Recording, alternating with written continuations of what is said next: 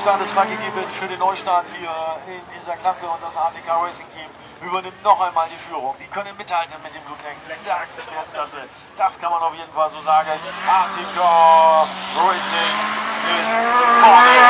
Nummer 246 ist das. Mann ist rein. Auf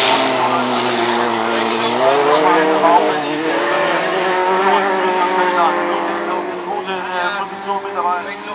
Mit der Startnummer 798 sind sie dran, aber das ATK Racing Team hat die Nase vorn. Matthias auf Platz 1 unterwegs. Matthias macht das Rennen auf der 2. Der Martin von Odot ist dabei. Auf diese Bahn noch ist das ATK Racing Team vorne.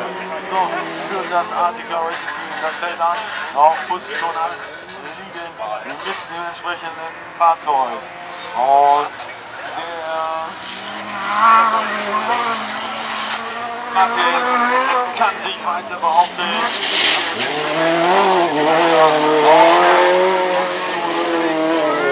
Die Startnummer 415 wird da rausrollen. Marcel Hinrichs ist das von den Bad Machines. Der kann die Geschwindigkeit überhaupt nicht mitgehen. Ist draußen mit seinem Fahrzeug. Aber die Blue Tanks kommen auch nicht an das ATK Racing Team ran. ATK Racing auf Platz 1. Sie gewinnen den Lauf. Souverän.